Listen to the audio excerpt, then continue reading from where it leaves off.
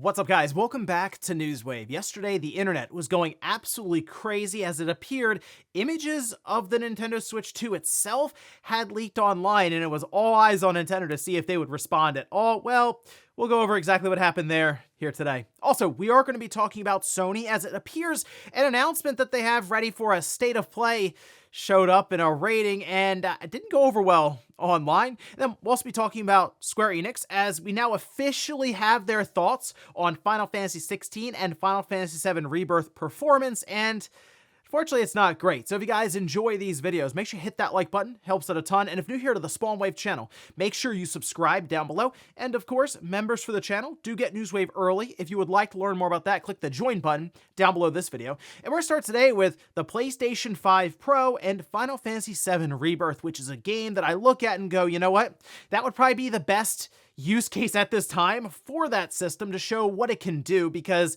Final Fantasy VII Rebirth, especially in performance mode on the PlayStation 5 that we have now, is fairly blurry. It is, and it was noticed right away with the demo that came out, and ever since then, they've been putting out patches in different modes, trying to at least alter it enough to be acceptable, I guess. Well, now we have, I think, the best footage shown side by side in the PlayStation 5 Pro's favor. This was posted by Digital Foundry, and it's up now over there on their channel, Final Fantasy VII Rebirth PS5 Pro versus PS5, saying it's a vast improvement at 60 FPS. Some of the footage and images they showed here, I mean, it shows just that. A much clearer picture at that higher frame rate, 60 FPS.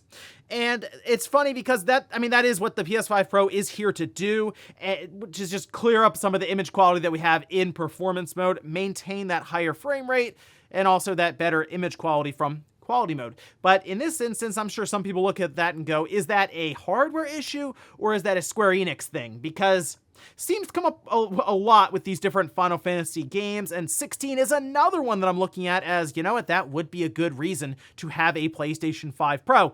Apparently for a lot of Square Enix games, but I'm sure we'll have more tests going forward here with different comparison shots and, of course, upcoming games, maybe making an even better case for the newer hardware at $700. Also, while we'll be talking about a certain remaster later on in the show, there's another one that quietly was announced. This we can see over on Gematsu, and this is THQ Nordic releasing Darksiders 2 Definitive Edition. They love their play on words for PlayStation 5 and Xbox Series on October 15th for $29.99. Now, it will be a free upgrade for the PlayStation 5 or the Xbox Series version, so if you already have it, say, on the PS4 or the Xbox One, you'll just get the free upgrade. If you would like to buy it, they also have it marked down 50%, so it's like $15 or so. I mean, it was a fun game. I still think I prefer the first Darksiders, and I'm very curious to see what they have up next for the franchise, as they've already teased it. And by the way, they did mention this was not what the tease was about,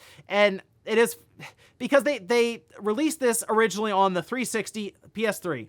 They ported it up to PS4 and Xbox One. Now they're doing another version release for it here, the definitive remaster, basically, for the PS5 and the Xbox Series. They say it'll add 4K, ray tracing, haptic feedback, all the content that they added will also be in there, and of course the higher frame rate. So I guess if you've never played it, I do recommend it. It's a fun game, especially if it's at $15, or if you already have it, go ahead and dust it off, pop it in, and you'll get the free upgrade when it comes out. Oh, and we do have an updated release window for GTA 6, as there have been concerns about it being pushed into 2026. Well, we can see this from Take-Two's recent financial report. This is their annual report.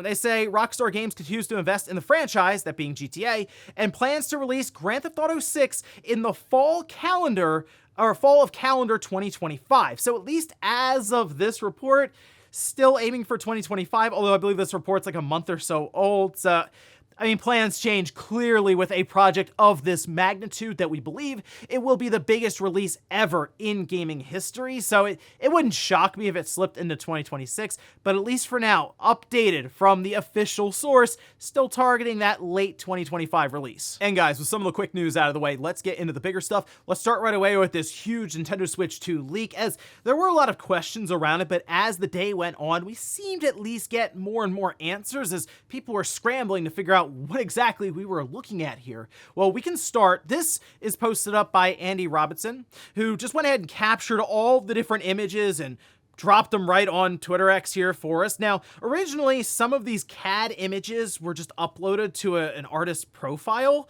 randomly, and then alongside of that, we have images, it looks like, of a pair of new Joy-Cons, and then also the back of the system laying face down with the back removed, and we can see an unpopulated circuit board here, as well as the tops of two Joy-Con shells.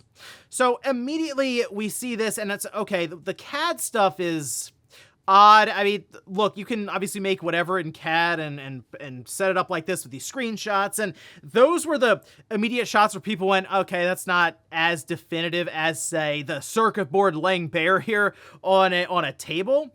And that's essentially what was going on as the day went forward. People started to realize that those CAD images were indeed mock-ups of the shell, but it's believed that the original source managed to actually get images or even a shell. They ordered a shell from a reputable source, and they then took it and remade it in CAD with this model so that they could probably, it seems anyway, set it up for different accessory manufacturers to fit and make sure measurements were correct for their whatever accessories they're selling, obviously for the Switch 2. It is believed at this time that the two photos for the actual hardware, the Joy-Cons and the board itself, are indeed legitimate, and a lot of that has to do with things like finding a designation on it, 6X, that actually places it as a prototype from the end of 2023. So we're thinking like October, November 2023, as currently the board revision for the Switch 2 is believed to be 8X. So yeah, that's how deep it went yesterday with some of the detective work. But we do believe this is an official board that is just in prototype phasing, testing, fitting everything together, and making sure it's good to go for full-scale manufacturing. We even had a gaming accessory manufacturer, apparently with Geekshare, who said over on, was it Weibo, just says it's real. And right now, it's very clear that we're close. I mean, we're closer than ever before, obviously, with Nintendo officially revealing this thing, but it feels like we're very close right now. And that's one of the reasons so many people were just watching Nintendo like a hawk yesterday on their social media accounts on places like Twitter X. And unfortunately for them, Nintendo never unveiled the Switch 2, or that they were going to reveal it in like a preemptive post eventually, which they actually went the entire day not posting anything, and then eventually they post something about Echoes of Wisdom because, oh yeah, that is out next week. So most likely, at least at this time, doesn't seem like Nintendo is going to be unveiling this new device this week as was previously hoped. And then next week, we're leading up to Tokyo Game Show. We'll get into this, but it seems like there'll be a state of play. And I'm still thinking, personally, October is when Nintendo makes the big reveal for this and then says, hey, we'll see you next year, probably in January, to really showcase this thing. And then it's a sprint for a couple of months, most likely in April, to have the full release of this thing. And I will say, based on all the information that's laid out right now, especially when we look at something like that prototype image, which I did spend time in a video yesterday really focusing in on the board and going over what appear to be some pretty substantial changes here, along with the specifications that were reconfirmed. This does seem like a pretty massive jump from the current Switch hardware, and that's what a lot of people are hoping for, I think. I saw some people say it just seems like a better Switch. And I feel like that's a good thing. I mean, how crazy do you want Nintendo to get with this? Really? I mean, think about it for a second. How out there do you want them to get with something like this that is already shown to be successful? Just do what people are asking, which is a more convenient Switch, for example, with a top charging port, so when it's set up on its kickstand, you can charge it, and just a more powerful system. And I gotta tell you, the specifications, I mean, we're talking like leagues more powerful than what we have with the Switch. Still need to figure out the clock speeds, but I feel like when that thing's docked, it's going to put out some impressive visuals with NVIDIA, of course, at the helm, making that chipset. Very curious about the Tegra, very curious about the system overall, and it seems like we are so close to having that official reveal, and from what we're seeing right now, can't wait. Next up, let's talk about a remaster from Sony that we had heard about previously. It was rumored, and people were like, okay, maybe wires got crossed, and that's the Lego Horizon game. Not quite, because this ESRB rating was posted, and yeah, Horizon Zero Dawn Remastered, Sony Interactive Entertainment. great. This was a lot of people looked and said, why exactly? I mean, it is posted here for the PlayStation 5 and for Windows PC. Remember, we do have Horizon Zero Dawn on the PS4, and it's playing backwards compatible on the PS5, so this would then just be a full PS5 release for it to go alongside of Forbidden West and what we assume to be the final release in the trilogy.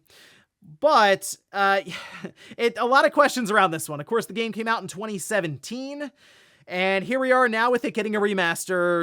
It is weird to think it's been 7 years, by the way, since Zero Dawn came out, but all I can assume here is we will see the game come out as, I hope, an upgrade. So that's the other part, is how are they going to approach this? Is it a situation of, if you have Horizon Zero Dawn, can you do the $10 fee to jump up to the remaster, or do you have to do a full-on repurchase of this thing? And it's weird because it's also being rated for PC. How does that work? Because they already released it there.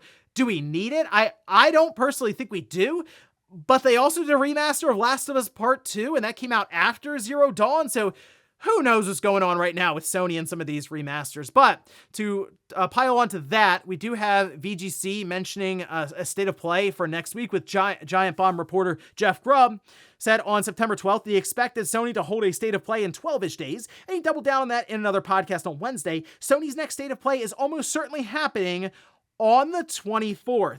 Grubb also said he'd heard about another PlayStation remaster that's in the works, which is even less exciting than Horizon Zero Dawn Remastered, and that it could be revealed at next week's event too. What would be less exciting than Horizon Zero Dawn Remastered? I really had to rack my brain for a minute. Like, what would make sense as like a PS4 game? I guess that would be, and I thought maybe Detroit Become Human. That's just a guess, throwing it out there. I'm just thinking of what would be less exciting or on that same level. Maybe a game that looks really good, like Detroit Become Human, and people would go, why exactly? I don't know. That's just, again, a guess. We'll see. But Horizon Zero Dawn Remastered, I want to see what their pitch is for this one, but I gotta tell you, it's one I look at and I don't really get it. But hey, I guess they want to bring it up, put it next to Forbidden West, PS5 box art, and then also get ready for some of their other avenues they're doing with Horizon, which does include, I believe, with a show or movie or something. They're going all in on Horizon, which is interesting because I feel like when I talk to people about it, most of the time they're like, I don't really care that much about Aloy. It's just not an interesting character for me. I haven't gotten into the series. Whereas I've played through both of them, and I'm actually very interested to see what they do here to wrap up the trilogy of games. But we'll see next week, as at this point, we're completely expecting them to announce Horizon Zero Dawn Remastered, 7 years after it came out. Next up, let's talk about Square Enix, and apparently their ongoing inability to meet expectations. They won't tell us what the expectations are, they just tell us that they can't seem to meet them. Well, they did it again here, this time in an official capacity. As you remember, maybe in May, so months ago, we did have at least a conference call that took place. Bloomberg actually recorded it and then reported on it, to where they had mentioned that Final Fantasy VII Rebirth and Final Fantasy XVI sales had not met expectations. That was kind of it. But now we do have a full report detailing this, which we can see. This posted up over on Square Enix's own press website. They say, here are the digital entertainment segment results. In the HD games sub-segment, we released multiple new titles, including major titles such as Final Fantasy XVI and Final Fantasy VII Rebirth. But profits, unfortunately, did not meet our expectations. They also went on to throw Foam Stars under the bus, which, I mean, I think most of us believe them when they say that didn't meet expectations, but like 16 got off to a fast enough start, I feel like, when you take into account the install size of the PS5 when it released, topping over 3 million in sales fairly quickly. And now we see Final Fantasy VII Rebirth sitting atop the critically acclaimed section on Metacritic, now next to Astrobot, but definitely up there and will be, I think, in many people's Game of the Year nomination lists. But it seems like right now, Final Fantasy is struggling. And you can look at that as saying, well, obviously they have it on just one system. It's just on the PS5. And remember, this, what they've said here, was from May. So after this, they did mention we're going multi-platform for the most part across the board. And we see, of course, Final Fantasy 16 release on PC just the other day. And it seems like it's also being lined up for the Xbox. In fact, I wouldn't be shocked if Tokyo Game Show next week, that just happened to be an announcement that was just thrown out there. Hey, Final Fantasy 16, go into the Xbox. And maybe they're going to look around and go, can we get this thing on the Switch 2. And I think that'll be a big thing that will help Square Enix, is when Nintendo gets their hardware, which, it seems like the Switch 2 is lining up to do that, to where they can have these big Final Fantasy games available across the board day one. PlayStation, Nintendo with their Switch 2, Xbox, PC, and then I think things will become a bit easier for Square to hit their expectations. It's pretty obvious at this time their original strategy, take large lump sums of money from Sony to just put their system on that platform, has not worked out for them in the long run. They're changing strategies here with their new CEO, and we'll see how things go. And in our last bit of news, let's talk about some interesting things that are now being found on the NSO app. This for the original Nintendo, the Super Nintendo, and was posted by Luigi Blood over on their blog, which I'll have that link down below. I'll go through some of the cliff notes they had at the bottom here, but they also went into more detail and even speculation throughout that post. But we can see this, where they say they secretly added support last year for the NES 4 score to allow 4-player multiplayer, but it isn't used yet. They secretly had Super Nintendo Super Multi-Tap support since day one to allow 5-player multiplayer, but isn't used yet. I was thinking, is the tennis game? I can't remember if they did 4-player for that, like in general. And I'm also trying to think of other multi-tap games that were used with the Super Nintendo. I didn't have it back then when it was out, and I was lucky to even have 2 controllers back then, to be honest, that weren't maybe chewed up or destroyed by a dog or something. But still, that is an interesting idea to have multi-tap support. Obviously, you can sync up plenty of controllers to fill those slots on the Switch. They'll say they secretly had Super Nintendo mouse support since day one, but today, that being September 18th, they released an update that reworked it significantly. Okay, so could Mario Paint maybe be coming into NSO, because that would actually be kind of fun just to have that. I mean, it was a different kind of game, obviously, if you even want to call it a game. I thought it was a lot of fun. It was an interesting idea then to incorporate. It felt weird to have a mouse for a game console, but they did it, and it was like one of those old style mouses. We had like the ball that you could remove and it didn't work. You had to make sure it was clean and everything. It was a whole thing there. I think they even had a mouse pad.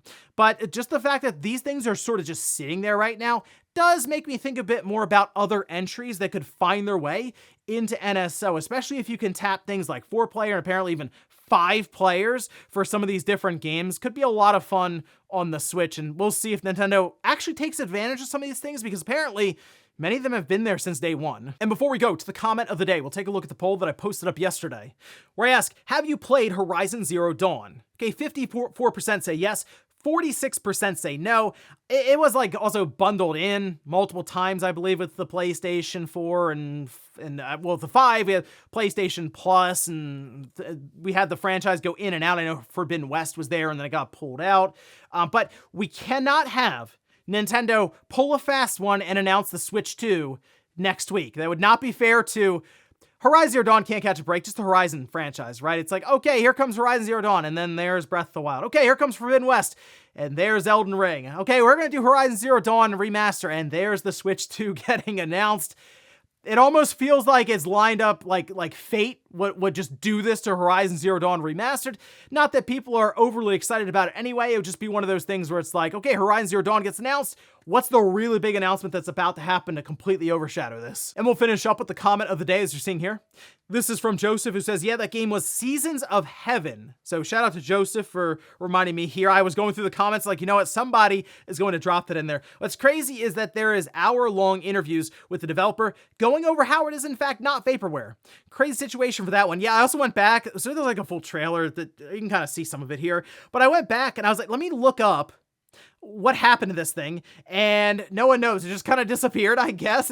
They were there to start off like the big Switch hype push that was going on leading up to its release, where people were searching for anything and everything with this system. Remember when it was on Jimmy Fallon, and like Reggie was there picking it up, people were zooming in, trying to figure. It was a fun time back then, it was, and it's hard to believe it was so long ago now, but still, looking at Seasons of Heaven, it's pretty clear they were trying to just get some eyeballs on the game, and then they just slowly faded away into nothing. So hard to say what happened there. I'd be curious as to the backstory to that, at least from the developer's angle, but Who knows, maybe there really just wasn't anything there at all and they were just looking for the attention. And ladies and gentlemen, that's gonna do it here for Newswave. If you enjoyed this video, guys, hit that like button. If not, hit the dislike. Leave comments down below about everything we talked about here today. If you missed yesterday's Newswave, I'll have it linked up here in a card. Or maybe you wanted to hear more about that Switch 2 leak in the video breakdown I did yesterday, I'll leave that right below it. Thanks guys for watching, and I'll see you next time.